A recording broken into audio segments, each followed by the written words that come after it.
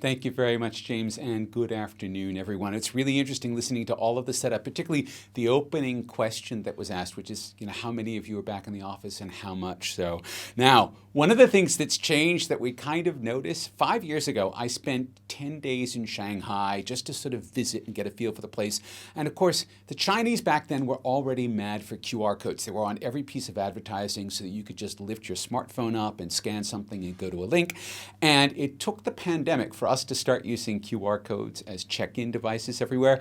You will see several of them on this presentation. This one happens to go to the bio page if you want to learn more about me and my almost 40-year history working in technology. Just scan that with your phone. You'll see. The next page is actually a page about my podcast. I want to tie this in because it turns out that the current series that I'm doing is about the global chip shortage that you've probably heard about. That we're actually in this massive global chip shortage. It's going to take years to clear this out. Some of that's a problem of underinvestment, but there was another problem, which is that everyone started to buy new PCs and new webcams last year because we were working at home. And so that created incredible new demand for chips that hadn't been planned for and also hadn't been budgeted for. And so we're basically trying to fill the gap now, but that's going to take years. And so some of the things that semiconductors are used in, which is almost everything these days, are going to be in short supply for years to come now. So again, grab that link, you'll go to my podcast, you'll be able to listen to the show and find out more about it. But this shows you exactly how comprehensive the transitions that happened in the workplace because of the pandemic have become. Now, I want to start off that talk by showing you a little chart. So this is a chart that has been deviling economists for about 20 years. And you see there's this whole chart about productivity growth in the workforce, and you see in the post-war period it goes up very high. Then it gets to about the millennium and it just grinds to a halt. Why it grinds to a halt has been a constant question among economists, all right? Because we were pouring, as of 2019, $4.1 trillion into IT support reliably every year. An economist looks at that and goes, okay, all of that equipment is used to support productivity. So why are we not seeing a growth in productivity? And I did a lot of research on this, and I tested some theory, and I published a report about this in my column in IEEE Spectrum. And again, if you go to this QR code, you'll actually be able to read the entire report. The thing that I realized was that we had been investing in IT infrastructure without doing anything to alter our practices as workers. And it wasn't until the pandemic came along. Think about what happened in March of 2020. In March of 2020, what you saw was the entire developed world essentially turn on a dime from working in offices, which had been the mode for the past 150 years, to working remotely, working at home. And not just a few people, everyone working remotely all of the time. And we did this effectively seamlessly. Now, if you try to imagine what that would have been like 30 years ago, before there was a real global internet, before there were masses of webcams and PCs everywhere, all connected together and able to share information, this wouldn't have happened. It would have been functionally impossible. So what happened was basically in a moment in March of last year, we revisualized how we were using the productivity tools that we had spent trillions of dollars a year investing in. The way I like to think about this is that we had all of these amazing tools, but we were using them effectively like we were using the same stone knives we'd been given 150 years ago when we were working off pen and paper. What happened during the pandemic was as if someone took this stone knife and then suddenly pulled the ripcord on it, and we realized that we didn't have a stone knife at all. We had a chainsaw. And we started going at it. And the thing about this is that this difference wasn't in the tools themselves. The tools didn't change. What changed was our understanding of how to use the tools. And that's the bell that can't be unrung. That's the thing that's telling us that what happened at the pandemic was a trigger, but it was only a trigger. It will persist beyond the pandemic because what we've had is a penny drop in the way we use our tools. All right, so how is that going to play out? Well, the first thing to realize is that everyone who's worked remotely now understands how to use these tools to work remotely. They have a completely different understanding of the way that office work is done. And so now we're entering a new age where the office is basically divided into three segments. And of course, you guys did that poll at the beginning. Turned out about 50% of you are more or less in the office full time. Now, again, your leaders in your organization, your positions in the office are probably going to be more visible than your employees and their employees in the office situation. The way we see this starting to divide out now is we're starting to see the office pool divide into basically three components. The office workers, the people who will always be in the office, that's going to be somewhere around a third of the workforce. There's the remote workers. They're not coming back into the office. We'll go into that in detail in just a moment. They're going to be about a quarter of the workforce. And then there's the hybrid workers. And this is an entirely new class of workers, and that's going to be about 40% of the workforce. Now, in various offices, you see various mixes of these numbers right now because all of this is very much in flux. All of this is still very much settling out. What we want to do now is break down each of these three areas and take a look at them because each of them comes with new challenges for businesses, for organizations, and very specifically for managers. All right, so office. These are the folks who could not get back into the office fast enough. I have a friend who, even though there was no one working in her building, she actually got permission to go in her building and sit at her desk by herself because it made her happy. But she's an extrovert. She enjoys working with other people. And there's plenty of people in the office who similarly thrive because they're surrounded by other people. And these people are very happy to be back in the office. But here's the thing. Even for them, being back in the office is not like what it was like before the pandemic, because a lot of people are either remote working all of the time or remote working some of the time or working so flexibly because they're hybrid workers that the kinds of connections that they were used to having face to face are now no longer guaranteed to be the case day to day. And that means there's an additional level of uncertainty for these office workers. In some sense, their dependability is now being mirrored by a huge amount of uncertainty in the rest of the workforce in the office. And technology can help us with all of this. It can help us stay connected. But for people who thrive on face-to-face interactions, technology is still not going to be quite enough because they're used to negotiating their work job and all of their tasks and all of their team building face-to-face. So what this means is that managers need to check in with them and actually do an inventory with them around all of their workplace relationships so that they can have a better understanding of which relationships need to have supports, particularly from management, because they've lost that face-to-face connection. So this is one area where the management now has a different role than they did pre-pandemic. And that list of new roles for managers is going to start to add up because now we're going to the remote workforce. So you probably all know someone who, as soon as we went into lockdown, started living their best life.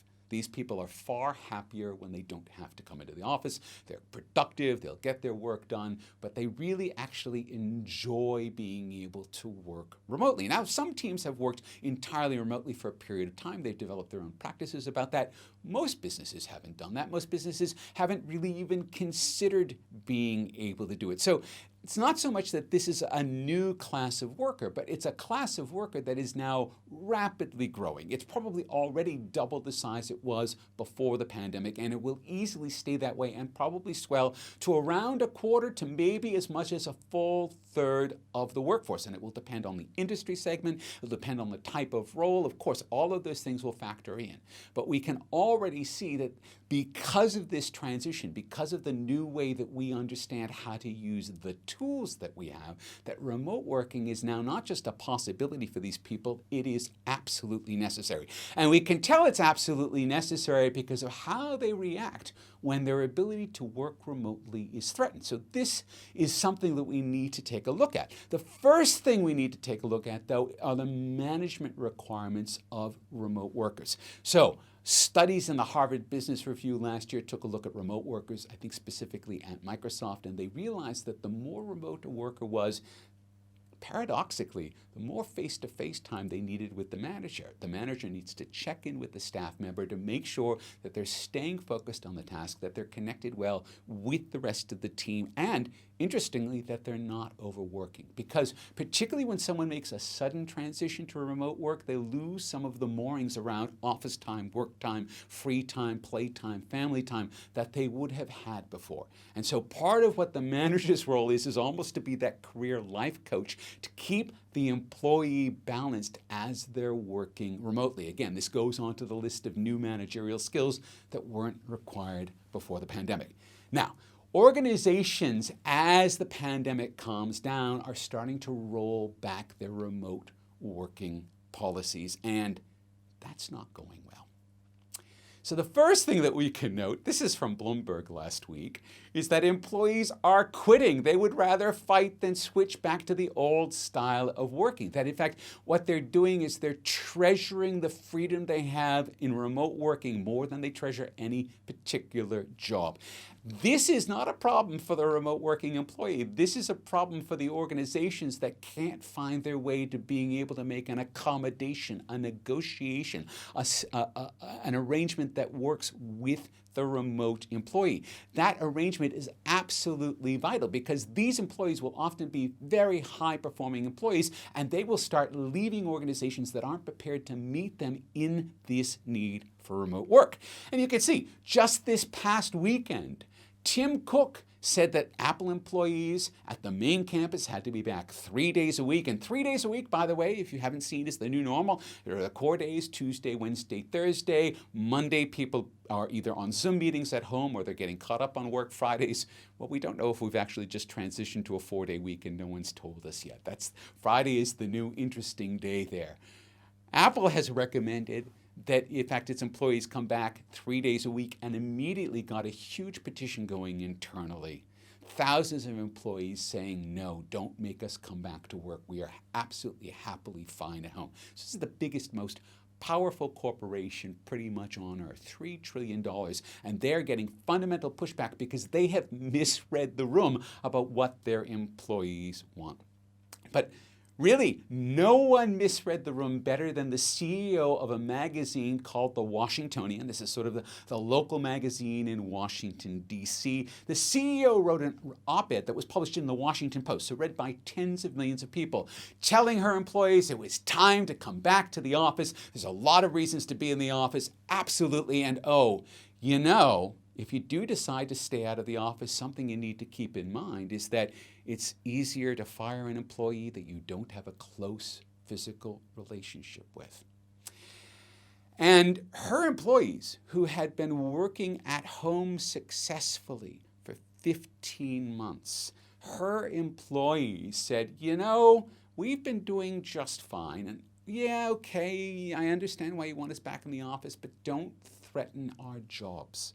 We're going to pull the plug on the entire business for 24 hours to show you how we feel about this. And so, again, there's this idea that employees feel very empowered in remote working and they feel very empowered to be able to push back.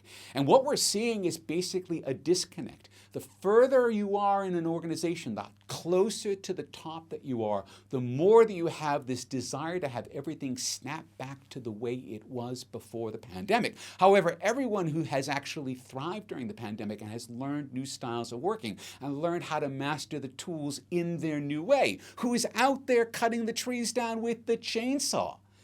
All of these folks are saying, nah, that is the old world. We aren't going back to it.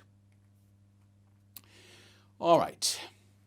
Then just this past week in Australia, you have the premiers and the Prime Minister of Australia basically saying it's time to get back to the office, people. It's time to get back to the CBDs. What they've realized now from the pushback they're getting is that people aren't in any hurry to come back to the CBD, that the CBD is in fact going to need to be rethought. We'll come to that a little further along when we take a look at the changing nature of the office and what the office is for. So you're getting it from all sides. The workforce is being told repeatedly you have to go back to the way things were before the pandemic, and the workforce is saying no. And this is the no normal. All right, the real gray area, the class of worker that did not exist before the pandemic is the hybrid worker. We always had a few remote workers. We've always had lots of office workers. Now we have something around 40% of the workforce who treasure the flexibility that they get in hybrid work. Yes, they will sometimes work in the office. Yes, they will sometimes work from anywhere or work from home or work from wherever the work needs to be done. And we know now, because of what we learned over the last year, that that's going to work fine. But here's the thing. Every hybrid worker is different. In some sense, all remote workers are the same in that you're going to need the same systems to support them. You're going to need the same management strategies to support them. But every hybrid worker has their own sets of reasons for being a hybrid worker. Those reasons will change, they will evolve, they will adapt to the situation, to where they are in their life. All of these different situations now factor in, and these things were simply ignored in terms of office work. They were left at the door to the office before this, but now they're actually part of the dialogue in the office. And that has now changed the character of the office forever. And the first thing that it's highlighted is that most organizations don't have well-developed remote working policies. Yes, there were policies that were cobbled together during the pandemic to make things work. And then basically what we're seeing is that organizations are trying to roll back those policies as the pandemic ends, that we're trying to go to this 3-day week and everyone's got to be in the same 3 days. And the hybrid workers are saying, why does it need to be this way? Why don't we have some idea of a flexible approach that's adapted to the individual where they are? And that means there's going to need to be an enormous amount of policy development within organizations to craft policies that emphasize flexibility and negotiation. Here, there's a major point that needs to be made. The future of organizations favors the flexible. And so we need to think hard about what those policies are. And again, this means that the manager's role isn't to negotiate with the employee on a one-off or at the annual review or at a particular check-in, but that negotiation with a hybrid employee is a continuing process.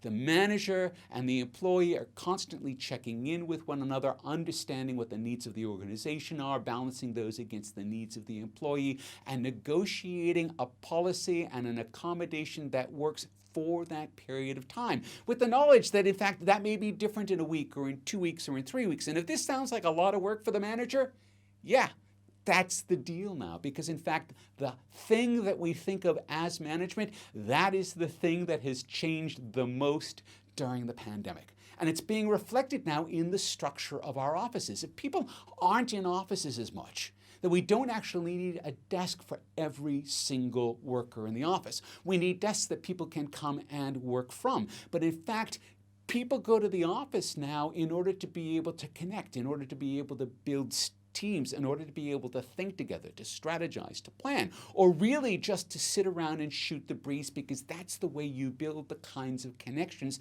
that are enduring. So it doesn't matter whether someone is working remotely or working hybrid or working in the office. As long as those connections have been built, as long as the team understands its goals and how it's going to reach those goals because it's arrived at them together, then you have something that endures no matter what the working style of a particular employee.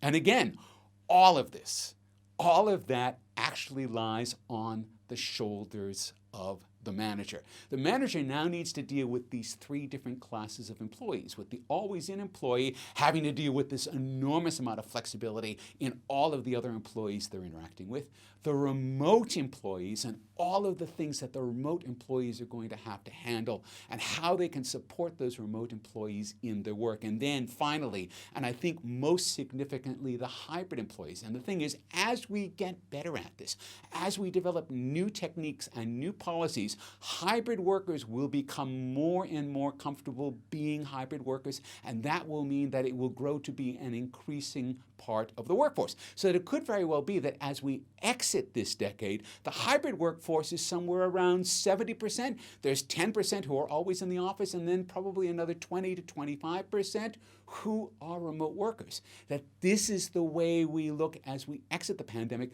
because we have rethought how we use our tools to work. That's it. Thank you very much.